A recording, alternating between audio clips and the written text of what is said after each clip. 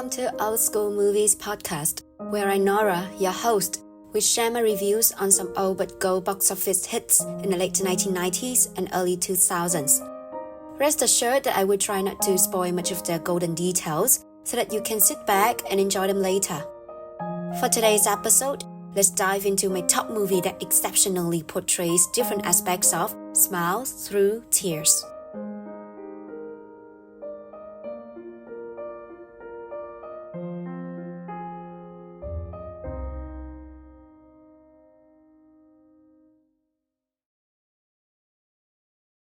May I ask you this question? Are you a big fan of comedy? If so, how many of them can you list? What is your impression of different films? For me, I don't know why, but I rarely happen to come across any comedy throughout my life. Most of the time, the comedies I managed to have a look at were just sitcoms on the TV. I did try to Google search for any humorous movies aiming for a change from my usual preference of romance or action genres. But unfortunately, after some first few attempts of my life trying to immerse myself into different plots of some comedy, I have to say, it was quite a mixed feeling experience. I admitted that there were some impressive contents whose purposes seemed not only to entertain the viewers, but also to convey meaningful lessons and messages with a humorous perspective. But generally, I tended to end up finding all of them nearly shared the same setting and similar story development, which largely illustrated our normal daily lives with some sarcasm to make the audience laugh. At the same time, I feel like for this special genre, it's hard for most films to keep the humor aspect staying afloat throughout almost 2-hour duration. And because of that, I sometimes lose my excitement halfway through. So, to make it short, I don't expect myself to be drawn to any comedy-like entertainment. I also wonder whether most comedies are playing a bit safe on the widescreen with some conventional formula, which is too centric to exaggerating daily life's aspects, adding some funny elements, and boom, there is a movie which may not seem very impressive or unique, but still entertaining in general. What if there is a comedy that doesn't follow such convention? Will it have to pay any cost, like being neither funny nor impressive? However, history has proved that thinking out of the box still creates some success that sometimes is beyond usual expectation.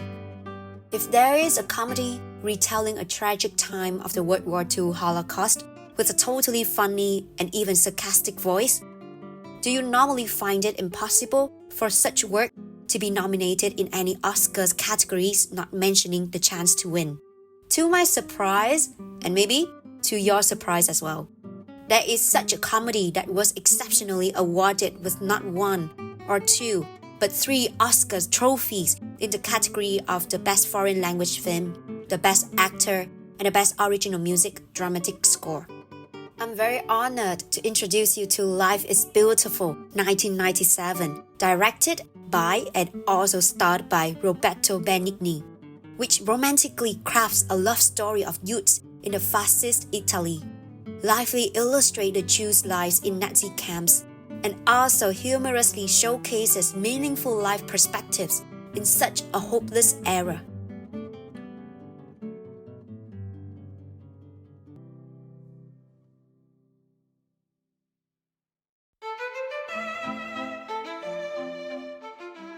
Life is Beautiful 1997 is a poignant blend of comedy and tragedy, directed by and starring Roberto Benigni.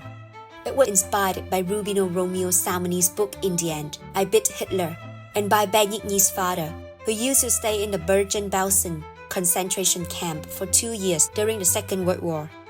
The film is set in World War II era Italy and follows Guido, played by Roberto, a charismatic and optimistic Jewish man who wins the heart of Nora, a school teacher. They marry and have a son, Giuseppe. Their happiness is shattered when Guido and his family are deported to a Nazi concentration camp. To shield Giuseppe from the horror of their reality, Guido uses his wit and humor to convince his son that their ordeal is part of an elaborate game, where points are earned by following strict rules and avoiding detection. The grand prize, Guido tells his son, is a real tank. Amid the brutal conditions of the concentration camp, Guido maintains his facet of the game, creating an illusion of hope and safety for his son.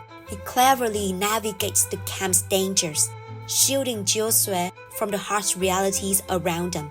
Guido's unwavering love and selflessness keep his son's spirits alive. In a heartbreaking climax, Guido sacrifices himself while ensuring Josue's survival.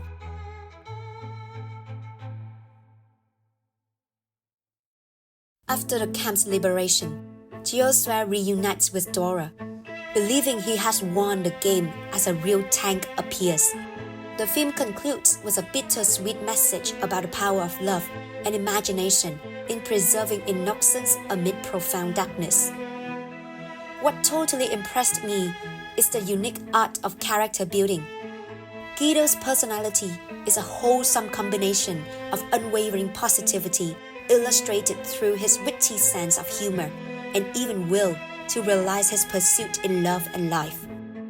From the moment he appears on the screen, Guido's charisma and resourcefulness captivate, making him not just a character, but a symbol of resilience and hope.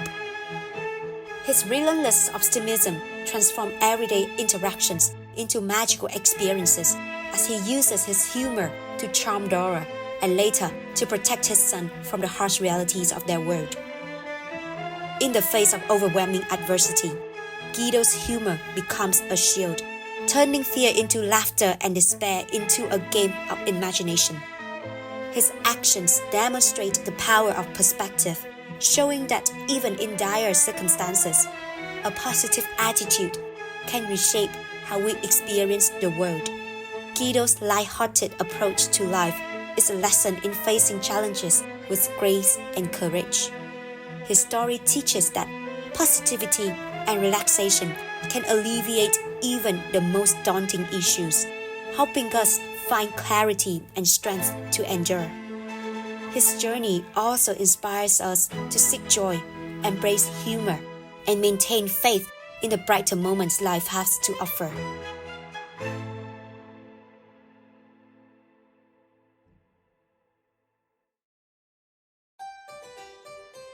Though Life is Beautiful 1997 mostly revolves around Guido's different humorous aspects in life, for me, it isn't tedious at all.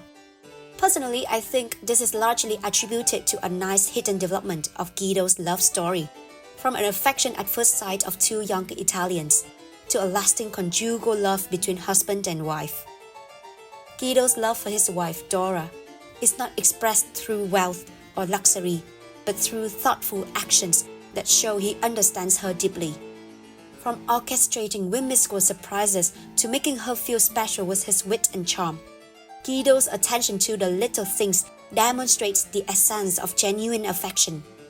It's true that love is not measured by grand gestures, but by small, sincere acts that touch the heart.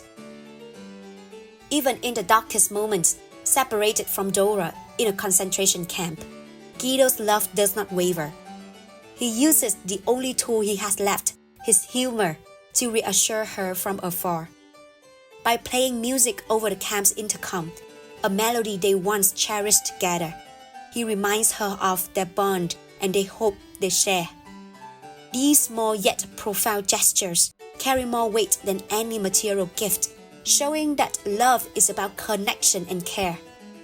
No matter the era, it is sincerity and heartfelt kindness that create and sustain relationships. Grand gifts may impress momentarily, but it is the everyday acts of understanding, warmth, and thoughtfulness that truly nurture love. Guido's story reminds us that love flourishes in the simple but meaningful ways we show we care.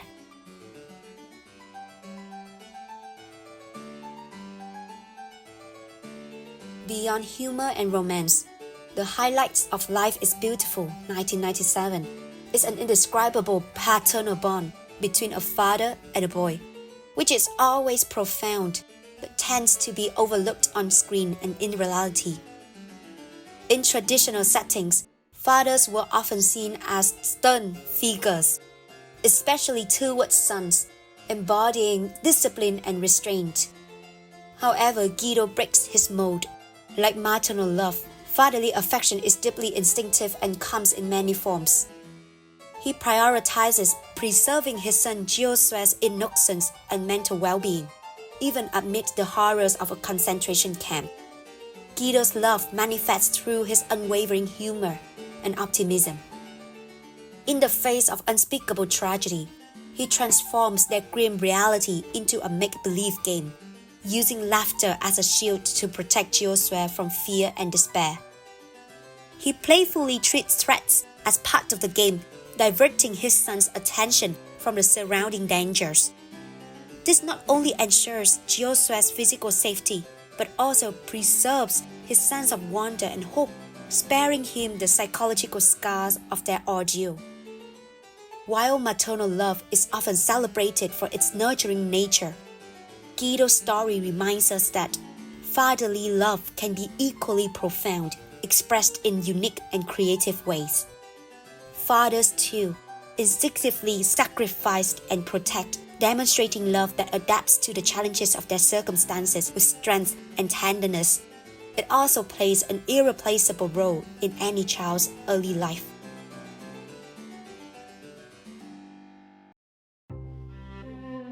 Life is Beautiful 1997 delivers a powerful message about finding hope and meaning in the darkest of times. I really admire the film's rare ability to blend humor with sorrow, creating a deeply moving experience for the audience. It invites laughter through Guido's playful antics, only to leave a lingering sadness as the deeper purpose of his actions unfolds. This bittersweet mix reflects the reality of families during that era, moments of happiness heart-won amidst overwhelming grief and danger. The heart of the story lies in a father's quiet yet profound sacrifice.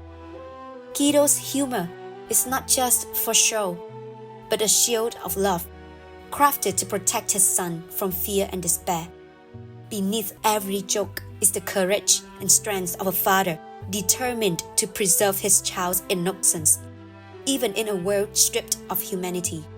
His unconventional approach redefines fatherhood, proving that a protector's role can be fulfilled not only with stoic strength, but with compassion and creativity.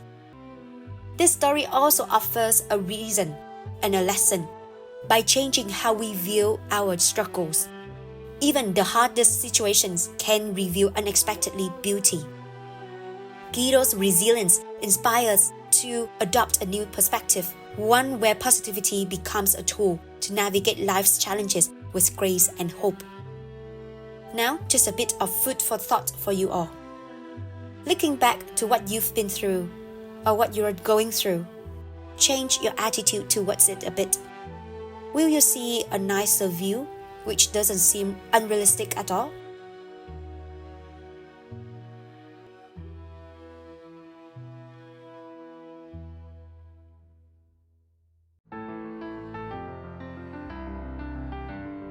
So that's the end of my sharing today. I hope you enjoyed today's episode and found it interesting. For your convenient reference to the historic events I mentioned, please find the links to my blog page in the description, where I have compiled all the related information.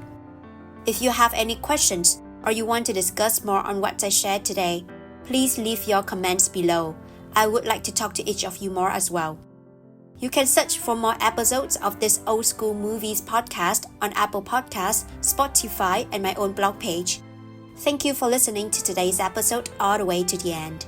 And I hope to see you again in my next episode of Old School Movies, which will be released soon. Once again, this is Nora, your host. Thank you so much and goodbye.